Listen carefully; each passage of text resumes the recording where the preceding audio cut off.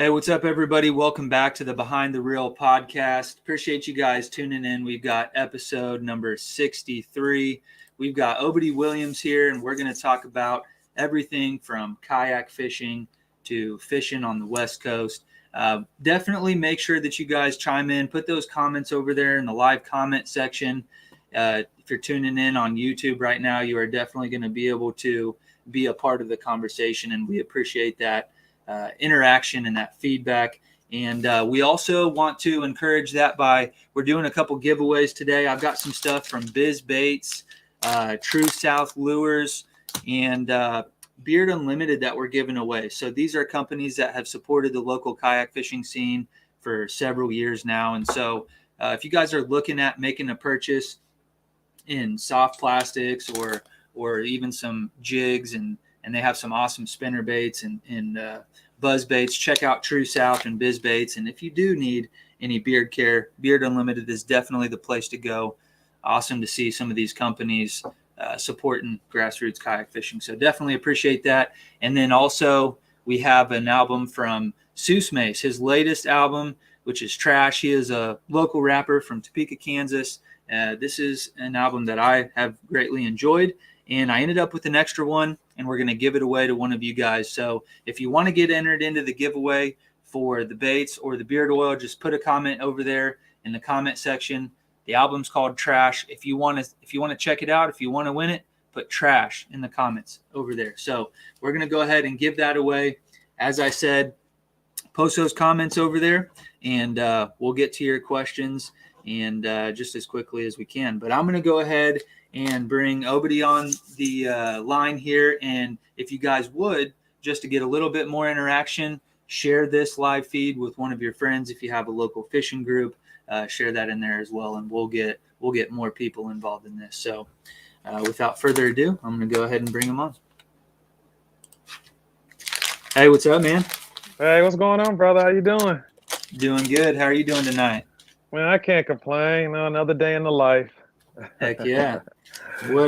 What's it like over there on the West Coast this time of year? Man, well, we just hit this transitional with the fall temperature. So the last couple of weeks, early in the morning, late in the evening, it's been pretty chilly. You know, that water temperature drop, and these fish, these bass out here is definitely getting tight-lipped. You know, you got to actually put a little extra work in now to catch some fish. You can catch a lot of little fish in the system, but those bigger ones aren't trying to eat right now. You gotta get creative and move around and put some time in to really find them big ones. But outside of the largemouth bass, though, the stripers and salmon, bluegills and crappies are starting to run when it starts to get this time of the year, and those are always fun to go catch as well. So the largemouth is majority of the year, and when they get hard to catch, then you can switch up species and still have some fun out here on the Delta. Okay. Is that something you spend much time doing? Oh yeah. I came up before I started bass fishing. Actually, I crappie fish. That was my thing. Cat fishing, crappie fishing, and striper fishing. Like those are my three things.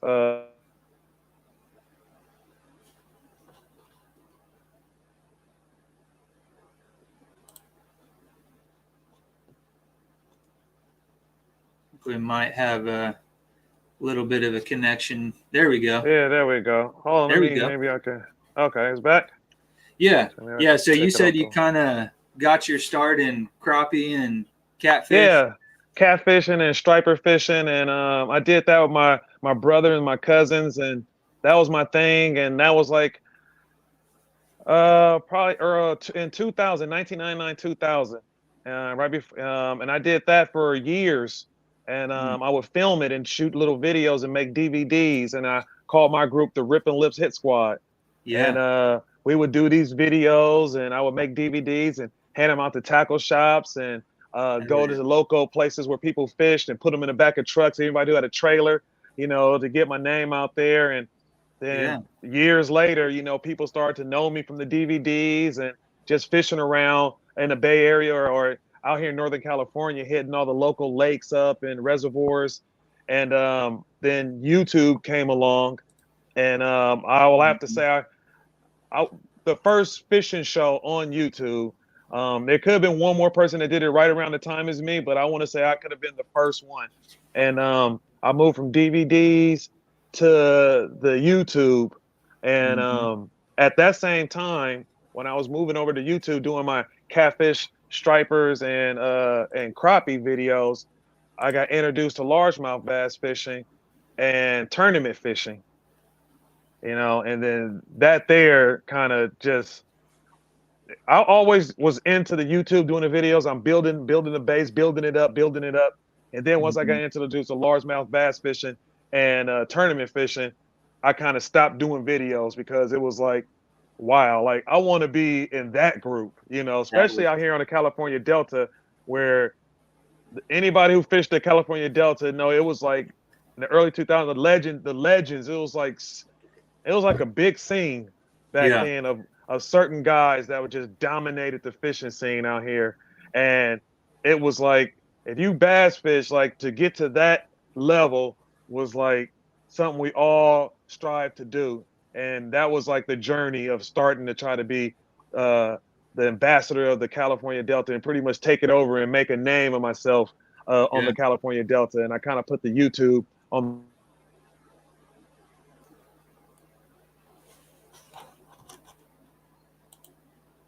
Might be having another connection issue. Usually it's me having the connection issues there. I think I just took it off the thing, man. Okay. All right. Well, yeah, I was just saying, usually it's me that's having the connection issues. So. Yeah. Oh, okay. We'll try this and see if this works better. Okay. Yeah. All right. So that was like the beginning, of just loving to get out there fishing. My dad took me fishing when I was a baby. I fished with him a lot, him and his brothers. We always went catfishing on the Delta, and that was just a love I always had. And when I graduated from college and I came back home, I was like, I want to get back into fishing. So then I just slowly start getting back into fishing, catfishing, getting better at catfishing. I would go all Lake Berryessa, Clear Lake, go all these places, the Delta, catch these big catfish, 10, 15, 20-pound catfish, and then moving onto the Delta and then learning how to catch the striper bass and catching those from 5, 10, 15, 20-pound striper bass, having fun with that. And then catching all these crappies, pound and a half, 2-pound crappies, and then going from there to learning how to bass fish, and then get into this world of tournament fishing, which is big. I mean, there's pretty much a tournament every weekend on the California Delta for majority part of the year, and maybe even 2 or 3 tournaments if you count the turkey shoot. So you can always find some action out here. So it's like a breeding ground of, if you want to be a tournament fisherman, there's so many outlets and so many options and so many levels. Man, it's an exciting place to fish, an exciting place to be. And that kind of paved the way. That's how I pretty much got started in the fishing. But it all started from hand fishing and stuff like that. Started out with the DVDs, and you said you were fishing a lot of crappie back then. Do you think fishing those other species, has that helped you in the bass fishing world? Is there something to that? A lot of guys will talk about having experience fishing other species and then coming over to bass. Has learning how to catch those other species maybe helped you figure out where these bass might be in relation to them? Is that something that you have? I think we might have lost him again. He must be having some sort of internet or something there. He was talking about having several apps running in the background or something that might have been bogging his processor down. So hopefully he'll be back on here in just a minute. So for all of you guys that are just now tuning in, we're just getting started. But he has kind of given us a little bit of a backstory on how he got started fishing. And it sounds like the California Delta is definitely the place to be if you're over there on the West Coast. Oh yeah, the California, amazing. I mean, everybody be biased because I live here and everything, and I haven't fished all over the country or anything. But for all these multi-species of fish that we have here, the levels of tournaments that came out of here, the legends that fish Delta and moved on to fish professional. You know, a lot of them came from the California Delta. Yeah, it's an amazing place. It's an amazing place. You know, Now, and start my career from, like you said, from the DVDs to the YouTube to where I am now. yeah, heck yeah. Now, I was asking about the other species. Do you think learning how to catch those first helped you get into bass and maybe helped you learn that a little bit quicker? Have you? Yeah, I would say crappie fishing Crappie, probably yeah. one of the biggest, because out here in the California Delta, they have crappies and they have big crappies, but they're hard to find and hard to catch. You know, so you hear a lot of people saying, "Oh, I catch crappies out here." I was able to go out there and look for them like how I do bass, but then I would look for crappies and play with the different line sizes and different jigs and different colors and things like that to really home in and become a good crappie fisherman. So when I got to bass fishing, it was kind of similar to, you know, using different type of rods and line and colors and everything, but it still was a lot of work for bass. I mean, bass probably was out of all the species I started off fishing out here, bass was the hardest to really get, because once I would go out there and I wouldn't catch any fish for bass, and it's like, goodness, this is crazy. It's like millions of bass out here and I can't catch them. You know, been out here all this, and then it goes. I know the feeling. And you're, but then you're like, okay, listen, they got 9, 10, 11, 12, 13, 14, 15-pound bass out here, and only biggest fish I can catch is a 3-pounder. Like, what's happening? You know, so it's like gradually to get to where, you know, but I'm asking these questions like, why is this happening? I'm out here all the time. And then as I started finding more pieces to the puzzle, it started bigger fish and multiple big fish I was able to catch, you know, but the California Delta is so vast and it's a huge place to fish. You know, you can everything looks good, you know. So it's definitely one of those places, if you never fished it, you'll get out here and you'll be like, everything looks good. Where do I even start? And how do I even go about catching these big fish? You know, but that's one of the beautiful parts too I love about it, that it is like that. It's not like a place where everybody can come out here and catch big fish. Like, no, of course you can get lucky, but you really got to put in time, and it takes years and years and years, you know, to really get to that level to stay consistent of catching quality fish out here. Being that it is such a, I don't know, I guess a different type of fishery, you think when people master that, like the guys that have kind of came out of there, when they go fish in other parts of the country, is what they learned on the Delta, is that helping them, or does some of that not even translate elsewhere?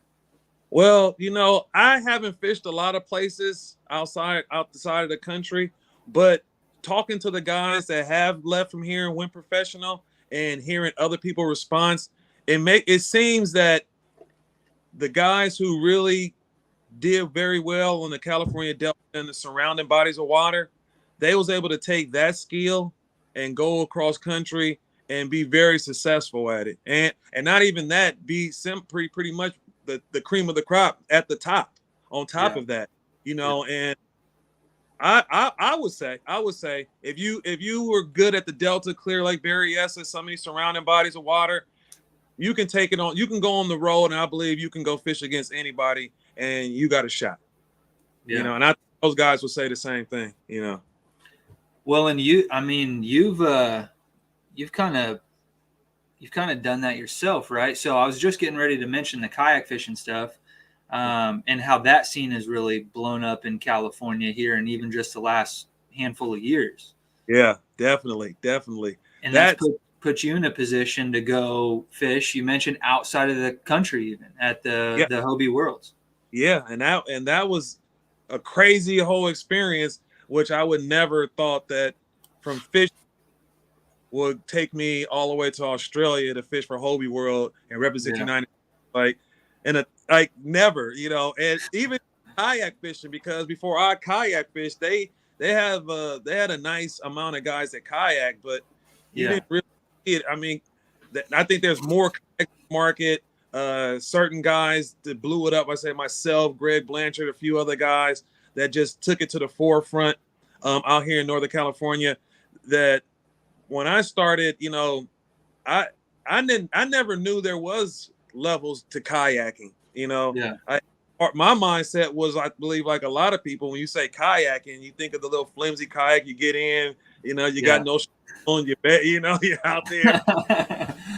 Don't want to stand in it. You know, if you stand up on the water. So that was my thing. I bought 2 of those Costco's from Kayak. I had 2 yellow Costco kayaks, and in my backyard, one year the salmon ran through my backyard, big ones, like 20 pounders, 20 plus pounders, wolf pack. I was like, oh my gosh, they're jumping at the back of my cove. They're jumping. And I said, man, but my boat was in the front of the house. So I'm trying to make these long casts to these salmon and I can't reach them. So I'm like, oh my gosh. And they're like loud. They're just jumping all back there. I said, I got to get over there. So I grabbed the Costco kayak and I put it in the water, and then I paddled over there, and then I threw that rattle trap on them, and then I caught one. And I grabbed my phone and I filmed it on Facebook, and I was like, I got one. And then the fish is just run under a couple of docks, ends up breaking me off.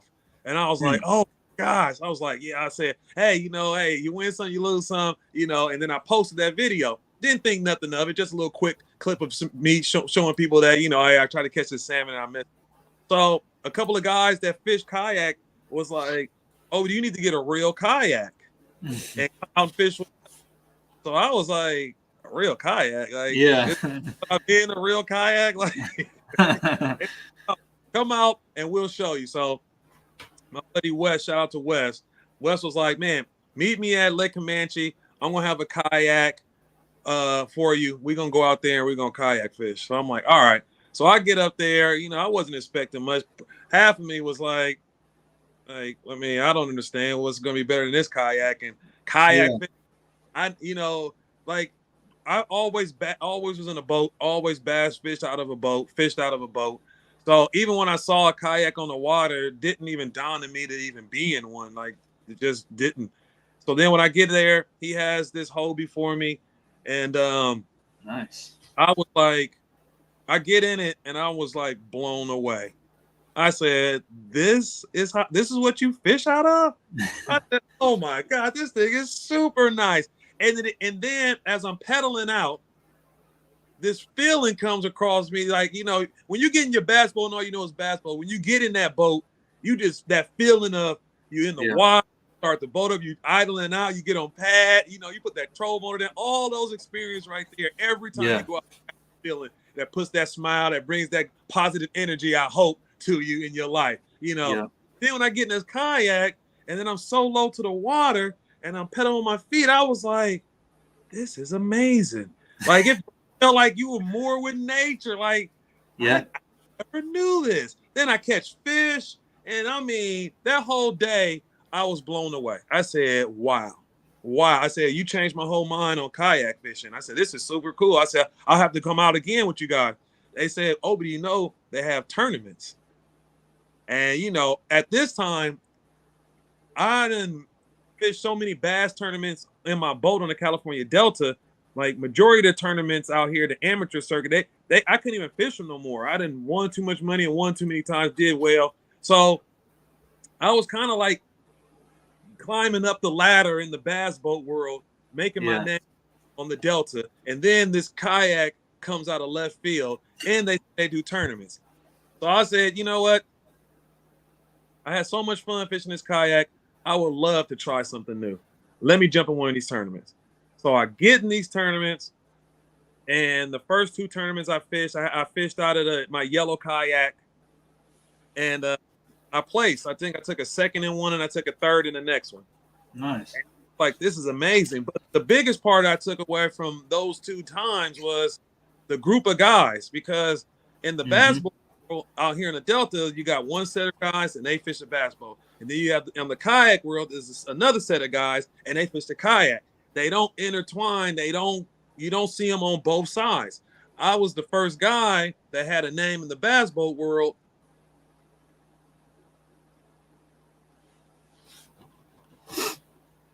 think we got another connection issue.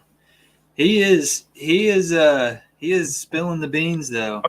Oh, There here we we go. go. Yeah. So I cross over. So I go out there, Yeah. and I'm like in the kayak world. Now these guys opened their arms to me, and women, they opened their arms to me, showed me so much love when I came over there. It wasn't no, you fish a boat and this and that. No, it was like, we love to have you. You know, this is amazing. And I was like just blown away at all the love. I said, man, it's like a family over here. And every tournament was just better and better. So the third tournament was for the Hobie World. And they're like, oh, there is 100 people competing in this tournament out in Lake Shasta. The first place winner, you can either win a brand new Hobie, or you can take a trip to qualify. You qualify for a trip to go fish for Hobie World, and they don't tell you where you're going for a year, and it's this big trip, blah blah blah. And I said, but I knew nothing about none of this stuff, so I was like, I don't even own a kayak yet, So then my buddy Mike Ensign, he hits me up and was like, "You gonna fish this tournament?" And I only met him online. I didn't know him at the time. And I was like, "Yeah, I'm gonna go up there, but I'd rather have a better kayak than go up there." He was like, "That's what I was hitting you for. Me and my wife have a Hobie. I can bring my wife's Hobie, and you can fish out of that." I was like, "Oh man, I appreciate that, Mike." So Mike brings the kayak up there, and I'm fishing the tournament. On day one, I ended up in 17th place, and my buddy Mike belonged to the kayak was leading it. So I was like, "Oh, that's pretty cool." My mindset was, because it still was a lot of pressure on me, because now the boat guys know, like, man, this is Obedie that did the boats, but now he's doing the kayak. And then the kayak guys know, like, this guy was big time in the boats, now he's a kayak. So it felt like I had some pressure. I didn't want to like get my butt kicked out there, and I wanted to still at least save face. So my thing was like, well, if I could just make the top 10, I would be happy, But at the same time, I was just wanting to have fun regardless. But it still was a sense of, man, I still want to do good, man. I still want to do good.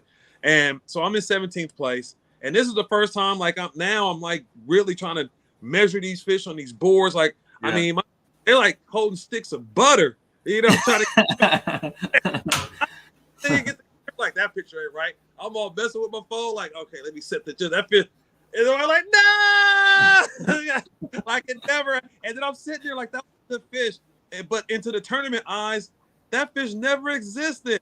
Like, I had to get that fish. I kayaked 3 miles. I fished the hell out that point. I finally got him, and that thing was in the live well if you were in a bass boat. Exactly. Oh my! That's what people don't understand. In my mindset, it's like, yes, once you're in the boat, you're in the boat. Yeah. The kayak, like, once you get in the kayak, that's just half the challenge. That's half the battle. You're not even done yet. So until this day, when I catch a fish in kayak, I'm sweating bullets. I'm like, oh my God. like, please, like, talking to you, like, please, just let me take this picture of you. I will put you back, please, because I know I'm holding a big stick of butter right now. And it's like they love to play possum. They just be like this. Okay, go ahead, take the picture. You hold them for, it's like, okay, you look like you're doing well. All right, okay, all right. You take a picture like, oh, I didn't get the whole thing, but you're still doing good. I appreciate it. It. Yeah, and then you always get that funny look when you try to tell somebody you lost a big one on the board. Yeah. Oh, I lost one on the board, and then they just look at you like, did you really? Right? Yeah. That's just like equivalent to saying you got a bite. He jumped off. Like, I had him on. He was big. He was 9 miles. Like, I lost a big one. Yeah, I lost a big one. Like, nobody care about that. They don't give out trophies for stories. Yeah. Yeah. So on day 2, I ended up not doing good halfway through the day.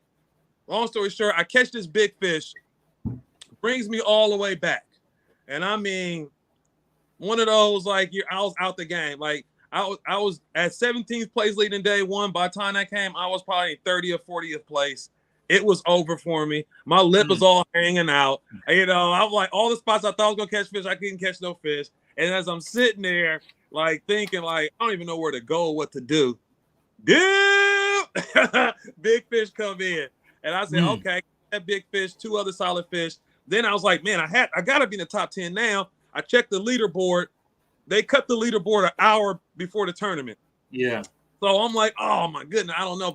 So I'm like, but somebody had to see that amazing comeback. You know, when I get off the water, guys gonna be like, way to come back. Oh, you know, I get off the water, no one says nothing to me. So I said, everybody got him. I mean, I said, let me come show my boy Mike and all the other fellas love. So I stuck around the tournament. I'm hanging out and everything. And we sitting there. Mike, I think he took like 4th or 5th place. He goes up there, gets his award. He comes back to me, and he's sitting next to me, and I'm looking at his award, and it had his total amount of inches on there, and I'm looking at the inches, and I'm doing the math in my head, and I was like, I had more inches than that. So I tell Mike, I had more inches than that. He was like, what? And I was like, yeah. Then they go 4th place, 3rd place, 2nd place. So they get into 2nd place, right? And he's telling people like, hey, it's either 1st or 2nd. It's down to these 2 guys. You know, we don't know who it's going to be. You know, somebody, it could be life-changing. We're going to make it so you can pick a kayak or take the trip.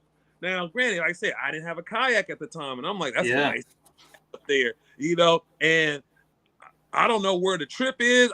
They say they fish for different species. You know, I don't do salt water. I can't be around those sharks. I said, I can't have all this chocolate around sharks and da-da-da. I was a city slicker. I can't.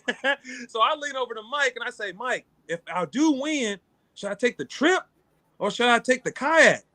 And then he looked at me and go, oh, you can always buy a kayak. You can't buy a trip. I was like, bet.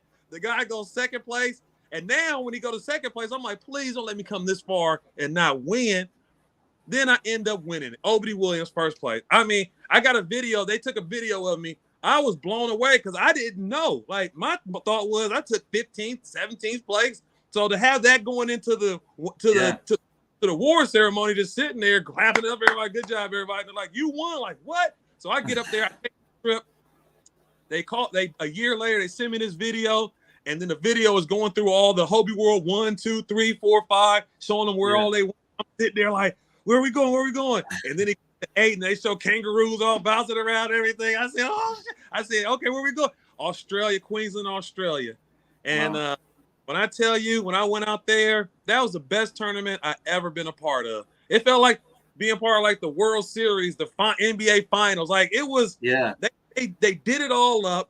You got all these people from all over the world, and everybody was so cool. They threw these elaborate parties and dinners, and I mean, and just being out there was just amazing. And I said, who would have thought, you know, a guy just fishing, trying to do a little video for salmon out of a Costco kayak, and now I'm out here with Hobie, rubbing shoulders with the best kayakers in the world, you know, representing the United States. Like that was the best.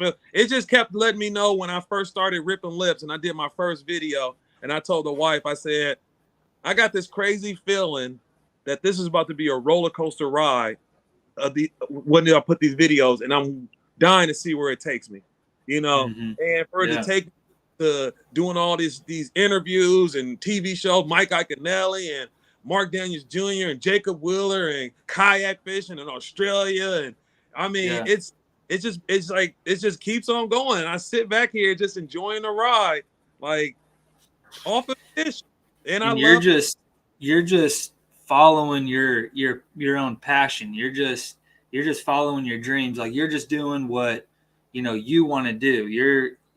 I don't know. I think there's something to that. Like I don't know. I don't know what it is, but we kind of talked about this earlier before we went live, where it's something that, you know, just like with those videos, you wanted to share with other people, and just like with your YouTube channel, you want to share with other people, and you want more people to be a part of that family, like you talked about, you know, you experienced with the kayak world, and I've seen a lot of that here too, and I'm sure there's some bigger bass boat clubs that have that camaraderie, but it seems like the kayak guys, they're willing to take you in. You know, we're all one and the same. With the bass boat is so crazy. It's like we go do a tournament, you know, at a lake or whatever. It's a couple of hotels in the area, you know, say it's a bass boat guys. Well, we're all split up in all these hotels. And usually the people you deal with are the 2, 3, 4 people that y'all all kind of say, hey, we're going to get a room together over here or rent a house. And it's handfuls of people all over the place. So you kind of go with your crew, and that's it. Well, with the kayakers, we're all at the campsite. Yep. you know. So now you guys 50, 60, 70, 80, 90, 100 people at the campsite all hanging out. Like, oh, we're going over here to eat. Oh, we're going over here to play dominoes. Oh, they got the music playing over here. Oh, they're talking fishing over here. And you're making your rounds to the campsite, talking with everybody, having a good time. Everybody know, the more you go, the more you know all these people, and everybody's all helpful and everything. And I said it's like two different worlds of fishing. Yeah.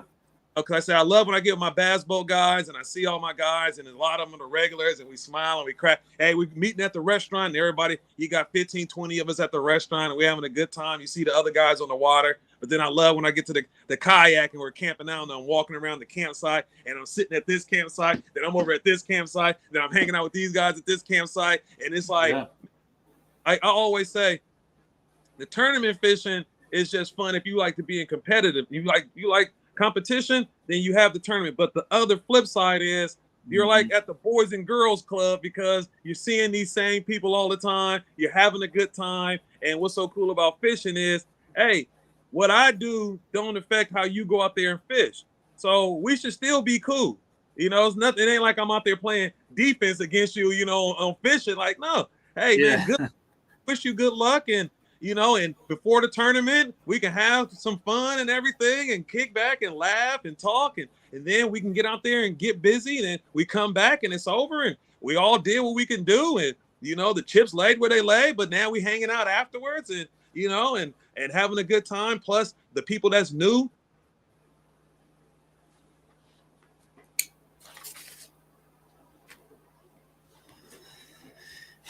Give him just a second. I think he's figured out what the issue is on his phone, and you got to hit a little reset or something, and it goes back to working fine, or no, it just stops and then comes back. And it just comes right back. Get closer to the router, but I'm like, I can't get no closer. Router right here next to him, hugging it up. I don't know. It's all good. I know usually when I do podcasts, it's like a bunch of people have different sites that they do it from. And, you know, sometimes the laptop do it and the laptop say no, and then the phone always do it. But, you know, I can't control what the phone do. It is what it is. So my apologies who's listening. Oh, it's all good, man. Yeah. The kayak fishing thing has been a pretty big part of my life for the last, I don't know, I guess 7 years. You know, I started up a club here and we had one club in the state just a little bit further up in like the Kansas City area. And I went and fished a tournament with some of my buddies up there and decided that we needed to have something like that down here. And it's just been a wrap ever since. I've been all about fishing ever since. And I've just followed that, you know, and it's just been kind of a fun thing. And, you know, I'm not the best fisherman in the world. I'll be the first to admit, you know, I'm not winning a bunch of these tournaments or anything, but, you know, I ended up running the club because, you know, I was going to be the guy that started it up. Otherwise it wasn't going to happen. So, you know, that's the role I fell into. And I've just been trying to be as involved as I can ever since in fishing. And it's just weird how things just kind of fall in place. You know, you have like these opportunities that just present themselves. And all I can really equate that to is that I'm just doing something that I'm truly passionate about. Like my energy is actually focused in that direction. And sometimes just stuff just kind of happens out of thin air. It's wild. Yeah. Man, shout out to all the guys, brother, that start the clubs and make sure we all able to fish, because there's 99.9 of us, we all want to fish. And then you got them one guys that love to be like, listen, we can't fish if somebody don't make this happen. So I salute all the guys, all the directors who put in the work to make sure we all can have a good time. Because without you guys, you know, we don't have that, you know. So yeah, and I think I can speak for a lot of fishermen that we appreciate that, especially in the kayak world, because, you know, the kayak is still small. I mean, I feel like at the end of the day, it's going to be one of the biggest things out, but it takes guys like you to pave the way and make it bigger, because 5 years from now we'll be sitting here talking and you'll be like, man, look how big it is now, and all the people that you brought in and helped out. And, you know, and with kayak, that's so cool that you don't need to have $100,000 boat. You know, you literally go get you a couple $100 kayak and you're in the game. You know, if you go on the used place right now and buying a kayak for $100, you literally can go get in the tournament and be at the campsite having all kind of fun and all this stuff. You know, like it don't take much to get yourself in the game. And what I know about kayakers is a lot of them are willing to help you. You know, but if you need some help, you can ask a fellow kayaker. I don't care what kind. You need help loading your kayak, unload your kayak, where to catch some, how to catch some fish, what's going on with your light, with your battery. Somebody, man, it's a lot of love out there. I tell you that. A lot of love.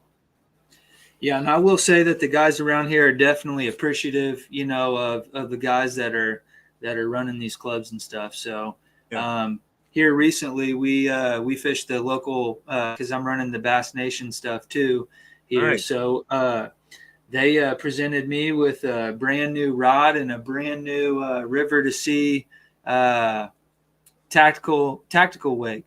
There you go.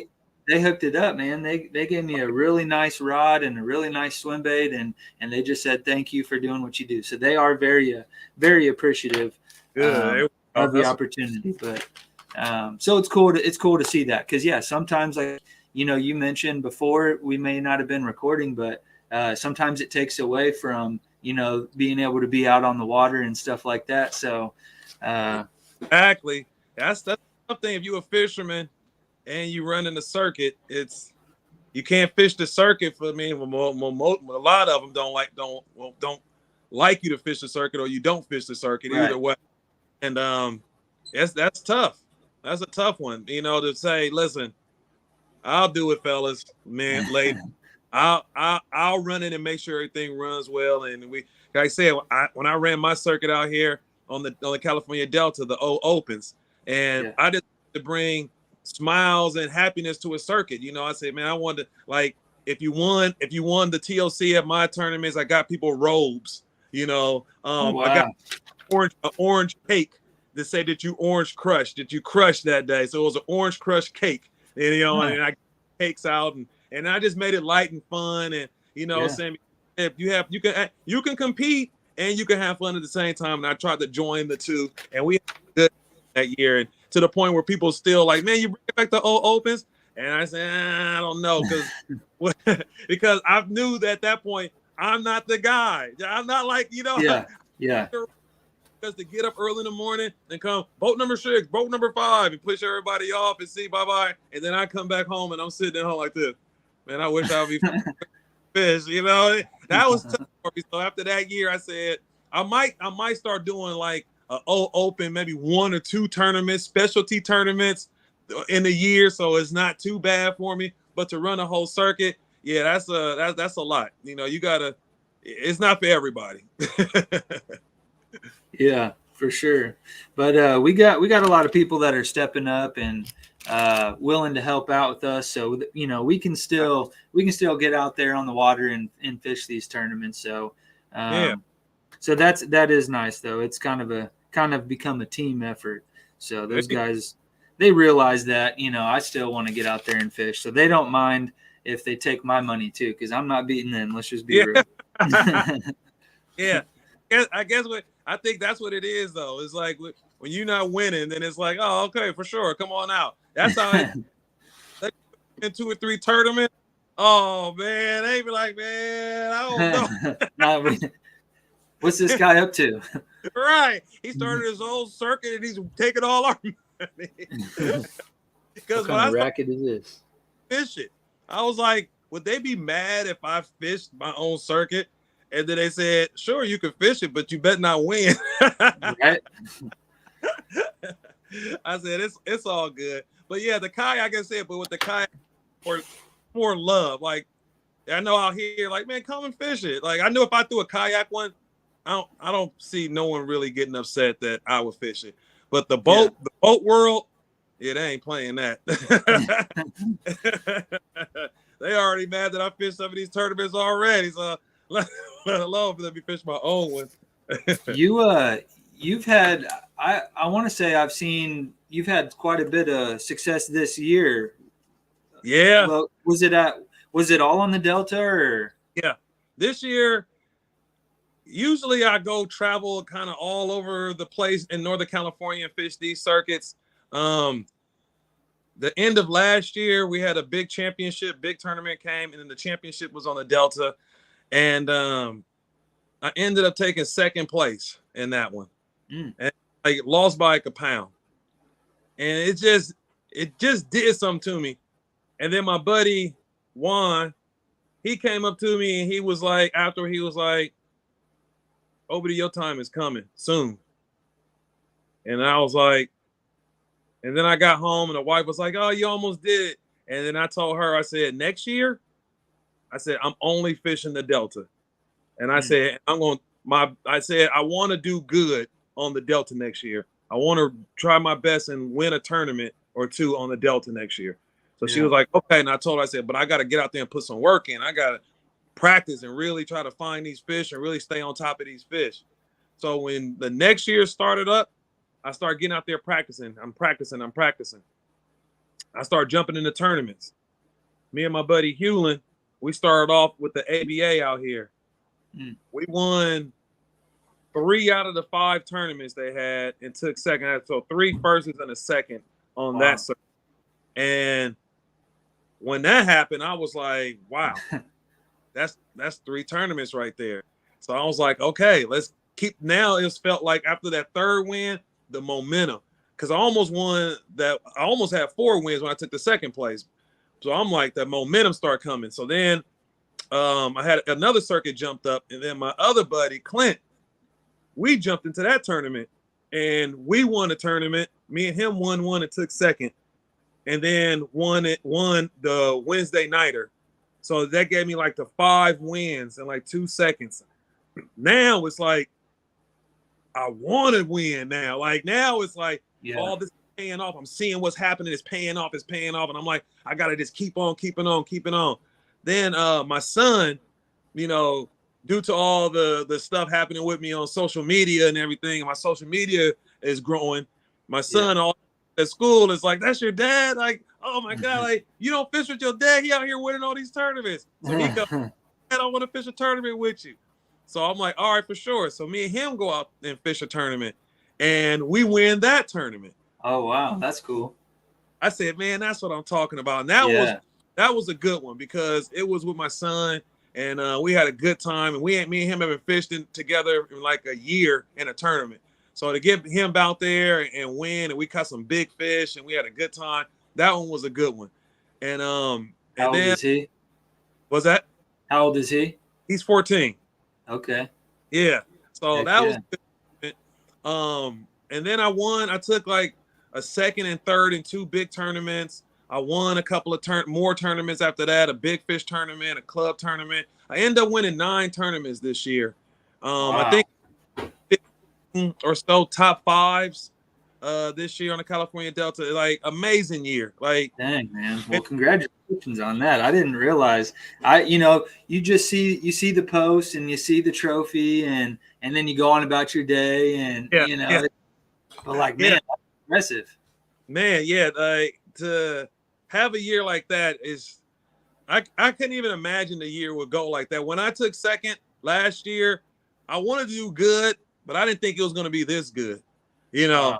But it just seemed like everything clicked. Like all the hard work, all these years of putting this work in, like it panned out, like it just worked the way it's supposed to work, you know. And it's this year I'll never forget. And the bags, the type of weights that I brought in was just crazy.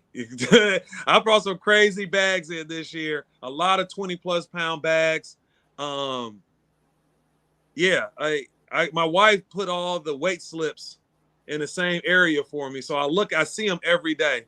And I still like, wow.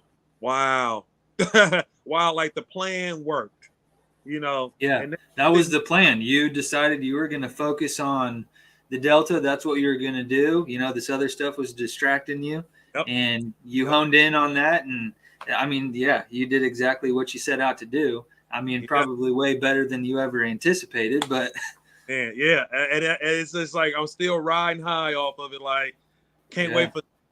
Can I do it again? And then halfway through the year, I won. I took 4th in a big tournament out here, and I won $5,000 from that.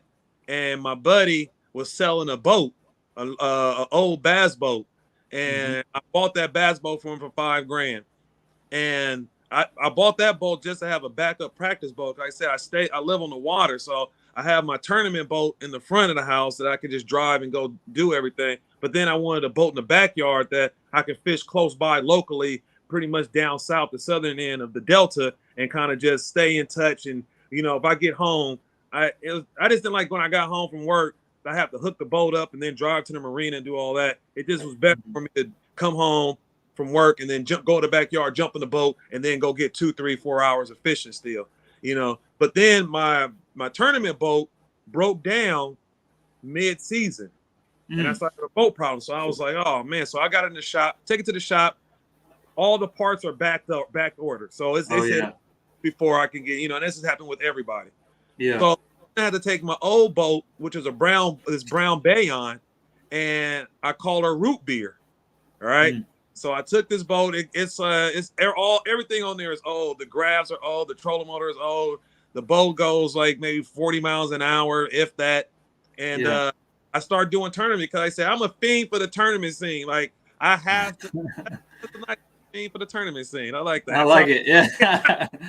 So I still had to get in the tournament. So I took that boat, and that boat there won 4 or 5 of my 9 tournaments. Yeah. And it's this $5,000 boat on the Delta. Like, what made me successful on that boat and Root Beer was coming from the kayak world, coming from you can't go to all these spots in the kayak versus the boat. I can pick up and go 30 minutes that way and hit a different section and all this stuff. Root Beer was like it was like a little faster than the kayak, So when I got to areas, I had to be in productive areas, and I had to know exactly how to execute in these areas and make, granted, it was still a lot of spots that I knew, like my head, like, man, this spot is dying. I still got 2 hours left in the tournament, but I'm like, I got this other spot where I might can, call 1 or 2 of these fish and upgrade. But then in my mind, it's like, shoot, by the time Root Beer get you all the way down there, you ain't gonna have no time to fish. So and that's what just make the year even more crazy. Like I didn't even have a real boat to really fish out of, but Root Beer, I love Root Beer to death because Root Beer was like, I'm gonna get you to the fish and we can get back, and now Root Beer is probably like the most famous boat on the California Delta. Every time I go to the Root Beer, Root Beer put in some work this year. Yeah, for sure. So you gonna bust her out again next year, even though you got the other boat back in business? Or you know what? I think it's like I have to.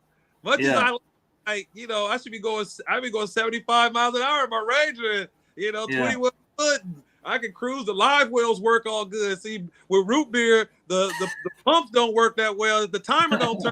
I got to keep getting back there. The water's overloading. The floor is watery. Got so much water on the floor. And, I got to do a whole lot with Root Beer. But Root Beer and the Delta just go head and head. So it's like. I guess so. I have to fish the root. But sometimes it's like the gift and the curse because now Root Beer is so famous. When I'm out there fishing, if I'm in a spot like, okay, I'm trying to have this spot tucked, it's some fish over here, and I don't need too many people coming over here fishing. So they drive by and see Root Beer there. They like, oh, if Root Beer there, there's fish around. They're marking waypoints. But yeah, you'll see me in Root Beer in a couple of tournaments for sure. Yeah, that's cool, man. No, that's cool. Well, you mentioned how you kind of take a different approach in the kayak scene, right? And that kind of helped you. You kind of made a joke about it, but it's a real thing. So, like, is that something that you do in the kayak? Do you have to really learn how to milk an area? Do you do more homework before you ever get on the water and decide kind of where you're spending that time and spend a majority of a day in one area type of thing? It's something I've seen a lot of guys do. And I feel like I'm still learning. Because I get in that kayak and I get to an area and I know that, like, in my mind, I'm like, okay, or practice. All right, found these fish and it's cold. They biting this, is this and that. All right, perfect. Tournament time come. I get there. Weather didn't change or whatever. My fish aren't there. And fishing out of the boat and the kayak, my mind is, because I fish out the boat more than the kayak. So my mind is still on, pull the troll motor up, let's go somewhere else and find these fish. You know, still on. It's not on root beer mode. It's on ranger mode. Exactly. So I get into the kayak and it's like, okay, what do I do?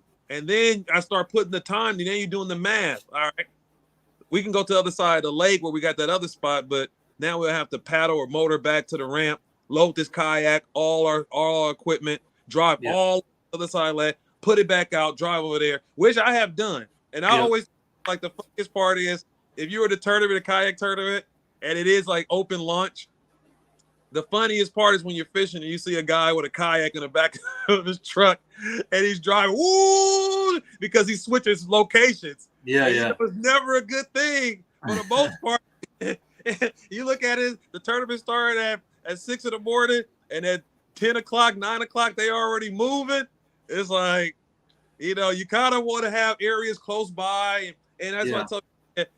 It's like the bass boat is checkers and the kayak is chess, you know, because one wrong move costs you hours and time. If you stay too long, and you can lose. If you move and you take too much time, you wasted too much time. And if those fish aren't there, you didn't win. You know, so it's so much more. I feel like I have to dial it in a lot more. But I had plenty of kayak tournaments where they not here, and I don't have time to make a run. You know, so I have to fish this area. You know, and get. But I said when I went from the bass boat to the kayak, when I had to learn all this stuff and stay in areas and pull out a different lure or try 4 or 5 different lures at this area to try to get this fish to go, when I got back into the boat world, that helped me to know, like, hey, these fish are here. Be more Let's patient. figure out what they want before you just pack up and leave. Yeah. And say how many times in this boat tournament that I won by sticking around, like switching a color, or knowing that I just ain't hit the right window yet, and giving it more time to make something happen, versus like, oh, they're not here, let me just leave, and just running all over the place, chasing nothing. You know, so knowing they're here, just figure it out. It's kind of something that kayak fishing taught you, or exactly. That's very cool. Hell yeah. I was good in the boat world before I kayak. Then I started kayak fishing. And then I came back to the boat world a way better fisherman. Yeah. You know, people all the time, I think you should have a boat and a kayak if you can get it. You know, because it's 2 different things. It's 2 different worlds. There's a lot of things you can learn from both. You know, if you know you in a boat and you fish fast and you going to get in a kayak, that will slow you down fast. You know, and it's exciting. It's like it brings you back to fishing, to what you like. Like, even when I'm fishing a boat, I fish a couple of lures, like a handful of lures. That's my thing. That's all I stick with. I know that's what works. That's what it is. But when I get in a kayak, it forces me to willing to experiment. Yeah. You know, try lures that I know work. I just rush so fast. I never had the time to sit down and say, hey, let's try to catch them on this spinnerbait. We ain't fished a spinnerbait in a long time. You know, let's try this jerkbait. You ain't jerkbaiting, you know, in a while. And then open my eyes like, man, I had a good day on that jerkbait. That was crazy. And then when I get back into the boat world, I'm like, I know where to go throw this jerkbait at, and you know, and confidence to keep it going, you know. Oh yeah. I went from the kayak world to the bass boat world. So I have both, but I'm still, I don't know. It's just I'm more comfortable in the kayak for some reason, and I like the bass boat, and it's been a lot of fun. But there's just for some reason it's just, I don't know. It's a different experience, that's for sure. It's definitely a different experience. I've been getting Greg Blanchard, my buddy Greg GB. I've been bringing him into the boat world slowly but surely. You know, I'll be having him working the trolling motor, and we went out the other day, and I had him driving the boat a little bit. Yeah, slowly. There you go. Yeah, I say it's just a different experience, and it's just, I mean, that's just one of the beautiful parts of fishing. I still will go walk the bank and go to a lake and walk the area and fish. Like Yeah. that's a different experience too, you know, walking around over rocks and getting to a little area and fishing off the bank, and you know, then kayaking, and then the boats, you know. Shoot, they got the, what is it, the belly boats, is that what it's called? Yeah. To put the now they've been talking to me. They want me, shout out to all my belly boat fishers out there. They want me to join tournament circuit. I said, don't be shocked you see me out there with my feet paddling and I'm out there fishing, because I love to fish, and all these are avenues of fishing. So it's like, if you love to fish, why wouldn't you not try all these avenues? Yeah. You know, you should try different avenues of fishing. You should try multi-species of fishing. That's just a beautiful part of fishing. You know, that's how I look at it. So, you know, I'll love to do any. That's why I said we were talking about ice fishing. You know, like I still want to go do that. I still want to go drill that hole in the snow and, you know, and drop that up there. Yeah, that's it's on my list. I haven't done it yet, but we had the perfect opportunity to do it last year. It got real. It was last year. It might have been the year before, but one of the bigger lakes out here, Wilson, I guess they had 10 inches of ice or something on there, and they had people out in the middle of the lake, and we have striper there, oddly enough, here in Kansas, and so they were catching some of those guys through the ice even. Wow, that got to be crazy. I bet. Yeah, that'll be something to be fun to do. I'll be with that. I have, before I forget here, because I know we're kind of getting to that time, but Jay Flesh, he was on the podcast 2 weeks ago. He's a big swim bait guy. He's a trophy bass hunter, and so he's got some questions here about. So he says the Delta is a historical fishery. Always love hearing from guys about fishing the Delta. Tough fishery with awesome bass, big bass potential. Okay, but there was something here he was asking. I want to say it was probably about swim baits. Do you get into the big swim baits out there on the Delta? You know, I don't personally. I know they work. I have them. I done caught fish on them. Mm-hmm.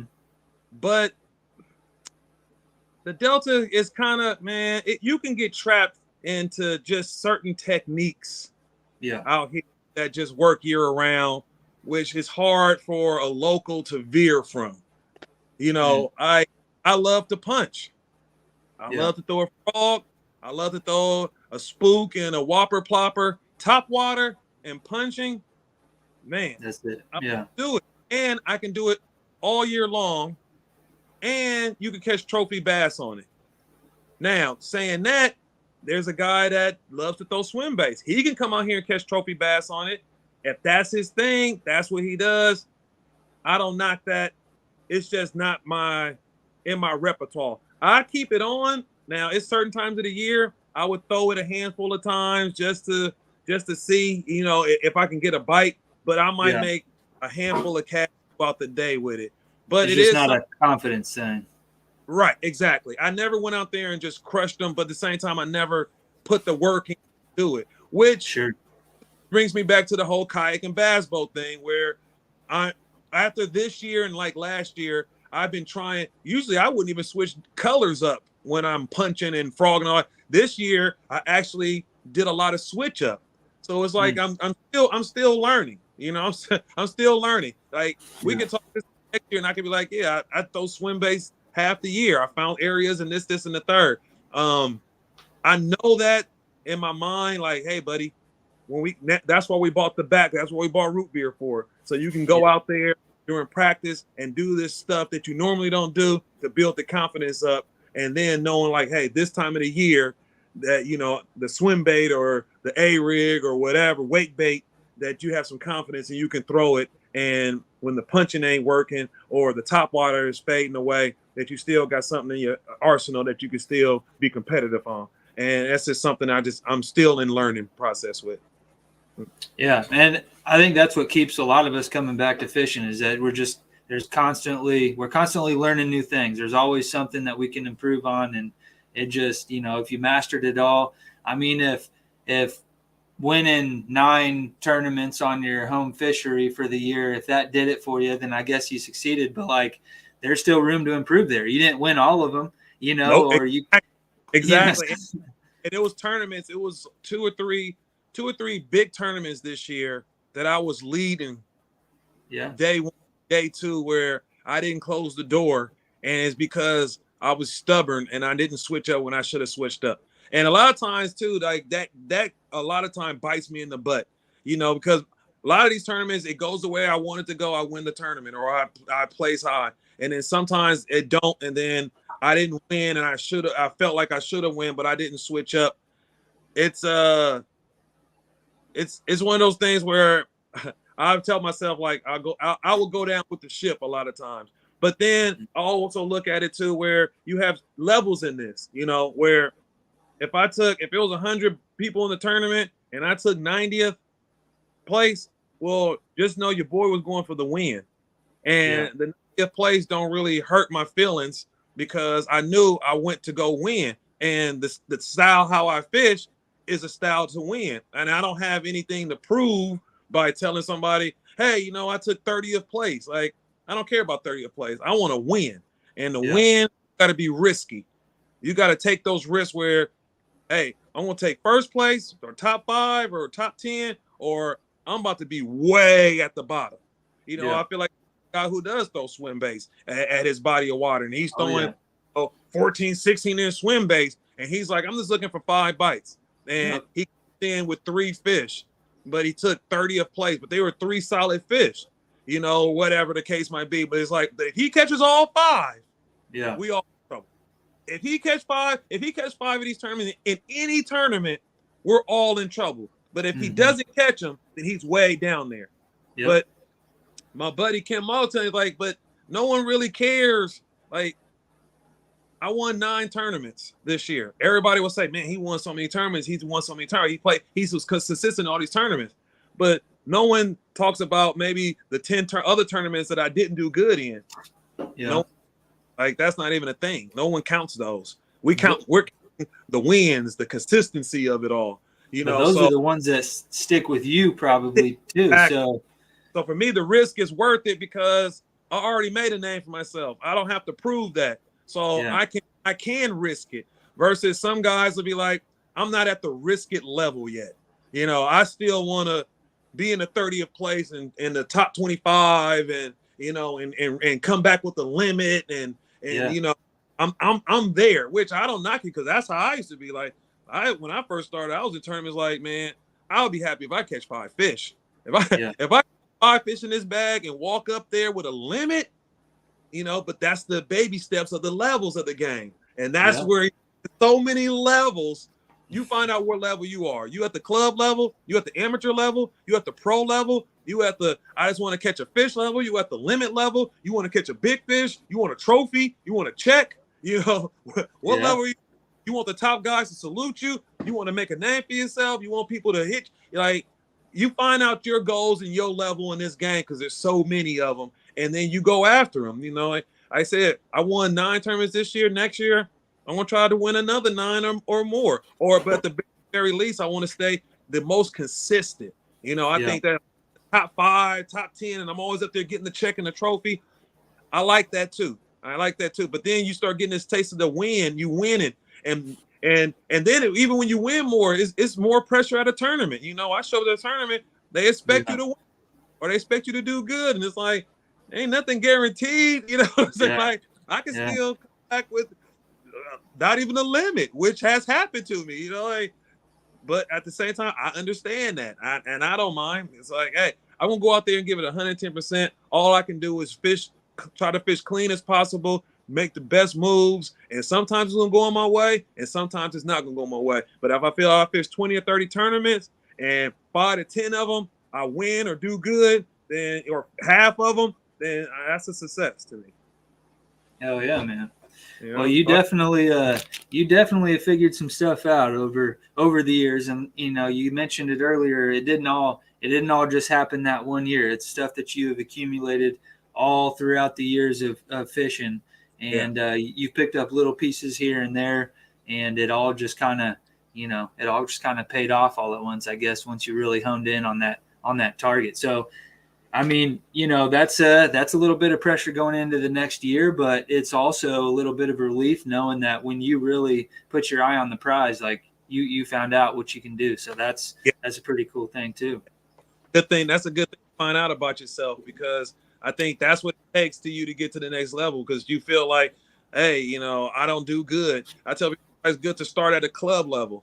You start at a club level. Everybody's a lot more willing to help you at the club level when you first get started. And then you start doing good there. Start working there, trying to get you a limit and trying to get you cash a check at one of these places and eventually get you a plaque. And then once you get a plaque, try to stay consistent, try to stay up there high enough in the club numbers. Then once you get there and you're at that level, then you got to take the step and be like, all right, let me go to the amateur circuit of these things and then start all over there, because everybody at the club already know you, like, hey, this guy here, man, this person here, they catch them, they stay consistent. And then you get to the amateur, nobody knows you, and you do the same thing there. You do the same thing there. And then eventually you're going to be at the amateur, and they'll be like, man, you still finishing, man, you do so good here. They ain't kicked you out there, man. Everybody know you from being there, trophies and money and all the plaque. And then you go from there, like, okay, let me go to the pro. And then I say, and then it goes from there, But it's like whatever level you at and you feel comfortable in, that's where you go. But you gotta have those goals, you have those goals. Yeah. And that's what's so cool about it, like that you can have all of this stuff in the midst of having fun of just fishing, because you can never forget the whole essence of all of this is we just love to fish. We just love to fish. I see the comment down here. I just see about the difference of numbers of big fish from my kayak. Oh, I've caught I caught big fish in the kayak, big fish in the boat. I'll say the boat, I can maneuver to more spots that I feel that produce big fish and I can hit versus the kayak. But the kayak will outshine the boat is when I'll have an area, or especially like say for punching, and the grass or the cheese or the vines or whatever the vegetation is so thick that a boat trolling motor can only go so far into it, and then it's like they fish it far as they can fish.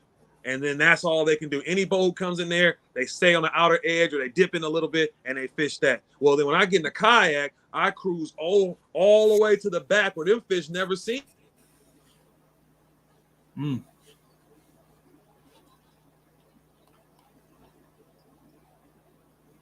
He should come back here any second now.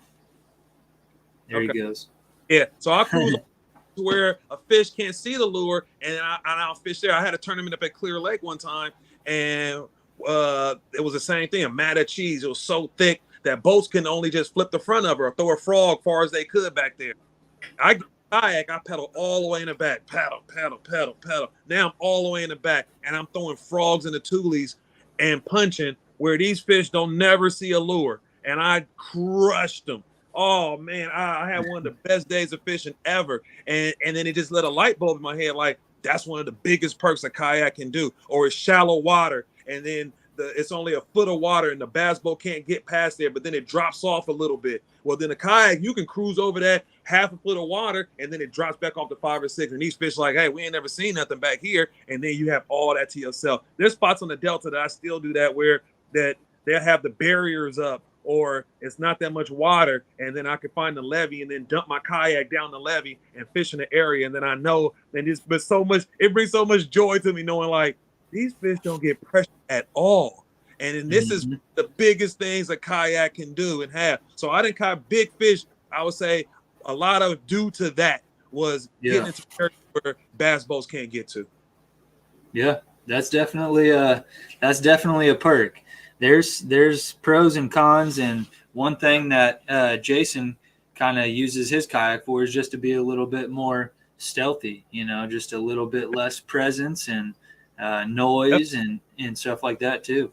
Yeah, like you said, the pros and the cons, because then you stealthy, and but then it's hard to maneuver, like punching out of a kayak. Yeah, man, that's a task. Oh man. Because you can flip up in there, and then just the momentum of a big fish I Yeah. never get to set the hook on you like in a boat. I'm holding you still. I got you. You shake, you come on out. Well, with the kayak, you're kind of forcing me to you. So Yeah. by doing that, I never got a good hook set, and you can miss fish like that. Or if the wind kicks up and now the pole Mhm. back, you fighting the fish behind you like this. You know, I said it's definitely. I look at it all of it is an adventure. It's Yeah. fun. It's definitely something to do. Kayaking is just it's super fun. It's a big community. You can do it on a budget. I can see when I see a guy fishing from the bank. I saw a guy the other day. He's fishing from a bank. It was a youngster, and he said, "Man, I'm just getting into fishing. You know, I want to start doing tournaments, but you know, I can't afford it. I don't have $100,000 for no boat." And I said, "Well, why you don't just get you a kayak?" And he was like, "A kayak." I said, "Man, look for fishing kayaks. They have fishing tournaments, and then that's a good starting spot for you. And it gets you in the game right now. So you don't have Yeah. to be on the sideline at all. You can instantly jump into a kayak. There's plenty of tournaments, plenty of fun, and you start from there until you get a boat if you need a boat, or you might just stay in the kayak world, because I know there's a lot of kayakers, they can get boats and they can jump in boat tournaments, but they like the kayak. And I said, and that's cool. As long as you in one out of the two, it's good. But if you get an opportunity to jump into both, you will definitely see where it's like, yeah, I need to be doing both, you know. Heck yeah. Yeah, so Jason was just saying that he appreciated the feedback there. We did have, looks like from somebody in your part of the country there, asking about a good starter kayak for bass fishing on the Delta and maybe Northern California lakes. Yeah, you know what? When people ask me about the different, like the kayak, a starter, I mean, I think there's I so say many. get one that floats. Huh? I say get one that floats. Yeah, exactly. I was saying, because there's so many kayaks on the market now. They all serve the same purpose for them all. I mean, some of them are better than others, granted, Sure. but it all comes down to your preference. So what I like to say is some of these kayak shops have like areas where you might can even test them out. They might have a bottle of water where they do the test demos or whatnot. Or if you can actually sit in one, I suggest if you can get out on one or two or three of them or do some demos, that's like the best way, because Mhm. it can come from your height, your weight, how you want it. You want more room, less room, you want it light, you want it heavy.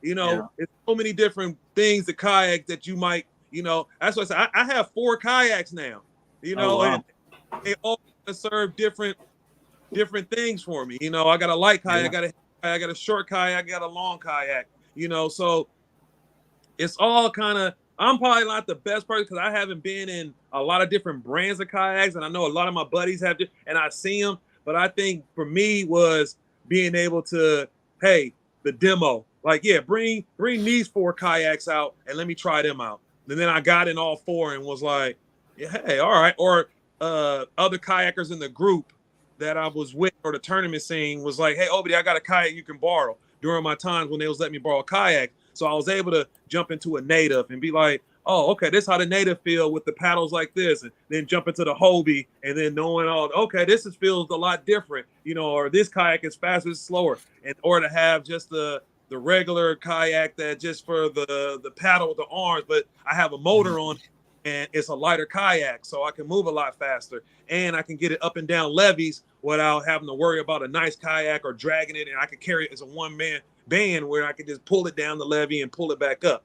So I think it's just about a lot about preference. Yeah. There's a million different kayaks out there, and a bunch of them are good. But yeah, a lot of it's going to come down to budget too, because you can spend a little bit of money on one, or you can spend a lot.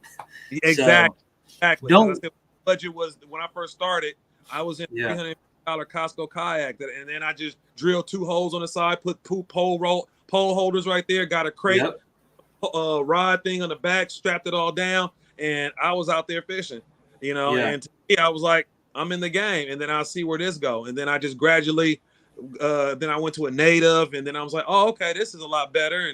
But then I was like, but man, I want to go spots and pull a kayak where I need something lighter, you know. So then I'll jump to another kayak, and you know, so I definitely feel, budget is definitely a big one, because if you got the money, I mean, you can go get Hobie 360 or with all that stuff and all the bells and whistles, but then same time you could be dealing with weight. You'd be like, well, where I'm fishing, something that heavy, and or your vehicle, like, well, I only got a car with the rack, and well, you got to think about that when you want to put that heavy kayak up there and all this, then transporting it, and because that's like the hardest part of kayaking is the transport. Yeah. In and out your truck, down to the ramp, and pulling it up the ramp, and that's true. Trailer versus having a trailer. This is stuff is like on the job learning. Like once you get a kayak and you get out there and you get around other kayakers and you start seeing, you'll start learning fast. And this is one. And then after a couple of years, you know exactly what you want and what you don't want. You will learn that car topping is not cool. I never sucks. See the guys' faces. Yeah. Yeah, I found that out the hard way. So eventually I had to get me a truck because I had enough of that. Especially after a 8-hour day on the water in the middle of July. Hey, that's what I'm saying. When you get off the water, you think paddling hours or in the wind is something? Get off the water, load your kayak. Lift it up above your head a couple times. See how that feels. Oh man, talk about a workout. That workout's harder than a workout on the water. Oh yeah. All right. Well, I appreciate you guys kind of giving us some guidance along the way, some questions and some feedback over here. So appreciate you guys. We'll do our giveaway here in just a minute. But I just wanted to thank you for coming on to the show. It's been a privilege having you on here. Awesome meeting you. Brother. Yes, sir. I'm happy that you agreed. I mean, you didn't know me, you haven't been following me for years like I have you. So I appreciate that. And it's all good, bro. It's cool to be able to do this, just like you were saying, you put all your energy into the sport of bass fishing, and cool stuff like this happens. And and I appreciate it. So. That's why I always, no matter how big I am, I always want to show love, because I say I started out and one thing about fishing, a lot of people helped me out along the way, Mm-hmm. I feel like I don't like when people get big and they act like, I can't, now you're in that levels, and they're like, nah, man, like I'm the champion, and I'm for the people. So I always love to show love for the culture, make people positive energy into the area, and then just pass on this love of fishing to the next person who's watching this and be like, hey, I'm gonna jump into fishing, and then jump into it. They also bring that positive energy, because if you're looking for a lot of love and a lot of positive energy, bring that energy and go fishing, and guarantee you will be met with more positive and energy and a lot of good smiles. And I I'm just, like I said, I'm just proud to be a guy that's did so much for the sport, where that I can see the love out here, and just adding to the sport of fishing, and being a part of it and helping it grow, and anytime you need your boy, you already know, man, I'm a phone call away. We definitely got to do this again. And already know, brother. All right, man. Well, I appreciate it, and we'll be following you along next year. I'm gonna expect to see 10 wins on the Delta next year. So, all right, let's put that in the air. Yeah. Hell yeah, man. Watch it too, man. I appreciate all the love. You already know Ski is the people's champ, the ambassador of the California Delta, your favorite fisherman's favorite fisherman, Mr. Yeet the D, Mr. Doom himself, Mr. Younder Gang. Yeah. All that. You ever down here in the California Delta, I'm working on getting my guide license. You want to come out and have a party with me, man, please come on out. I'd love to have you. You ever down here in the Delta, you just want to see your boy or holler at your boy, you might see your boy on the water, man. Please say what it do. Stream out a Yeet the D. And, have that Chuck E. Cheese smile on, and let's have some fun fishing, and let's grow this sport, baby. Hell yeah, man. You have a good one. You too, brother. We're gonna stay in touch, and we're gonna make this happen a couple more times. I want, when you get all the way to the tippy top, don't forget about your boy. All right, man. I appreciate you. You have a good night. All right, I'll talk to you later. All right, see you. That was awesome, guys. I appreciate you guys all tuning in. He is a really awesome guy. You can tell how proud he is about the fact, not that he's done so well in fishing these tournaments, but the part that he is proud about is that he has been able to grow the sport in his area, that he's an ambassador for the sport. And that's something that is definitely respectable, and somebody that just wants to spread that positive energy. And it's infectious. He's got that big, like you said, Chuck E. Cheese smile on his face, and he's obviously willing to lend a hand, and he wants to get everybody involved. I don't know what it is about the sport of bass fishing, but it's something that when you get so consumed by it, you just feel like you got to share it with other people. And he is obviously beyond that level. But to see him be able to grow the sport like he has, and do so well on the tournament scene is really awesome. So appreciate him for coming on the show. And one of these days, I'm going to make it over there, and I'm going to try to do some fishing with him, because you guys heard it here. I've got it on record. This thing is being recorded. We'll come back to the video. He invited me. You heard. But guys, all right, I'm going to go ahead and we're going to do a little giveaway. I appreciate you guys all for tuning in over in the comment section. I did a random number generator here, and we ended up with, it was Nicholas Gersoy.